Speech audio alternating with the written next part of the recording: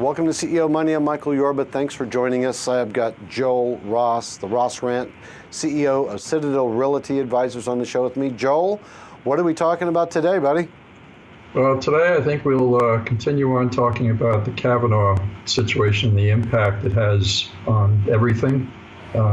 Seems to be the only thing anybody's talking about everywhere I go. Yeah. And the trade deal, which also obviously is a huge event, and how they kind of tie together with the election. Give me your impressions of Kavanaugh first, and then we'll get into the trade deal. Well, my impression is that it is what the Republicans have said, which is this is all just to stop Kavanaugh. And I think, like a lot of people, maybe something happened to Ford at some time in her life, and maybe it was traumatic, and maybe she's confused it somehow over 36 years. I have no idea.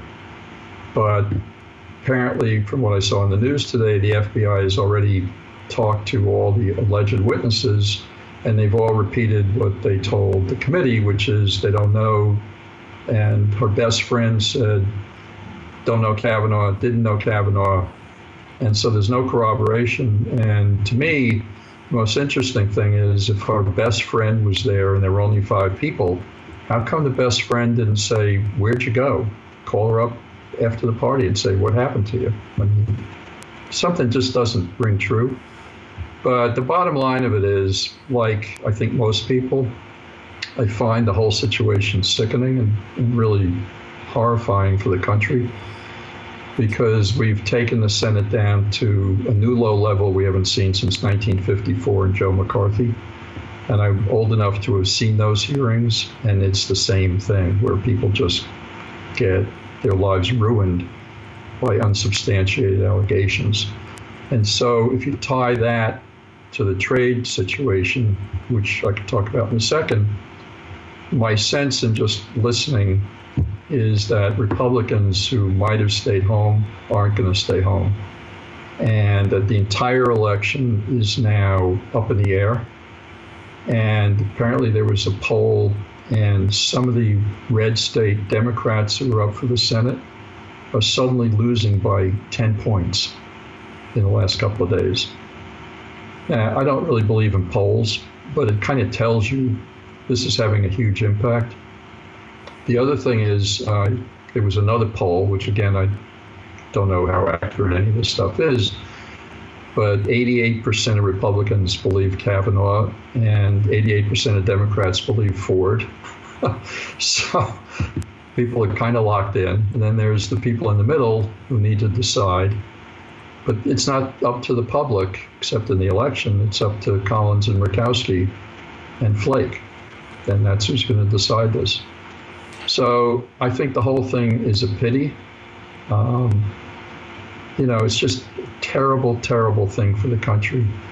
And if the Republicans roll over, then mob rule, like we've seen on university campuses, rules the day, and democracy is really at stake. And I think that is really dangerous. I agree with you. It's a terrible thing, but I see this working you couldn't have come up with a better strategy. When Hillary Clinton said the despicables, it kind of just gave everybody a backbone to stand up and say, oh yeah, watch this. And I have a feeling that that same thing is happening again. They're just galvanizing the core of the Republicans, the ones that actually will get up out of the chair and go do something, to go do something now. But the other thing, the downside on this, is, to me, is that we're probably going to get a lot of blowback from the women in the industry who have been struggling hard to work through their way up to the C-suite, becoming uninvited to participate because of fear of the repercussions that we just saw happen. The guys are saying, I don't know if I really want to run that risk. I think it's backfiring on them. Well, I think not only do I think, I've seen news reports that those women are complaining now they're getting cut out, because frankly, if I was with a major corporation and I thought I'd like to take Mary Jo to dinner to discuss the new strategy. There is no way I'm ever going to take Mary Jo to dinner from now on at all. I get it. Let's talk about the trade deal. Okay. Really want to get into that.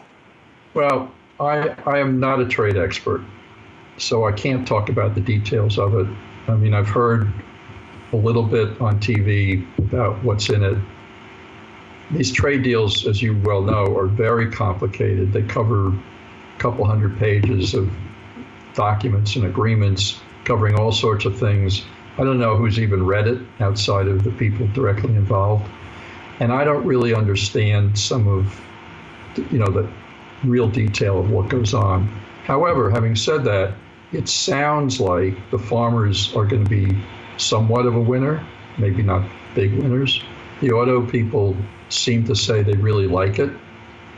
And generally, it was pretty good. Now, somebody who does know what they're talking about on this and has dug into the detail has said to me, it's neither here nor there. It's good about some things, it's nothing special about other things. And the net is it's not a gigantic change. However, the ramifications of it are huge in the following ways.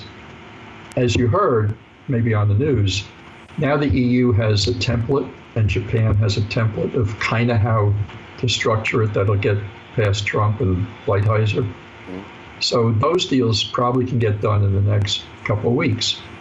So then everybody is in line but China. The EU, Japan, Korea, Canada, Mexico. Two things come out of that. Number one, Trump can say before the election, nobody believed me, but I did it. And I need the Republicans in Congress to support me to approve it. Otherwise, the Democrats are going to get in the way of it. The farmers and the Rust Belt guys are not going to be happy if that's what happens. So it's another impact on the election along with Kavanaugh. Those two things together, I think, swing the vote to the Republicans maybe in the House, and maybe they pick up 3 to 5 seats in the Senate. I have no idea, but that's pure gut.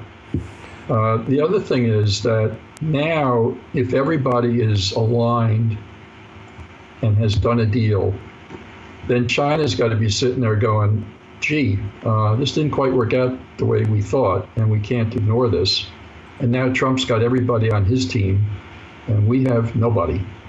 And that's got to be pretty worrying for China, given that their economy is beginning to suffer and the extra tariffs have not even kicked in yet.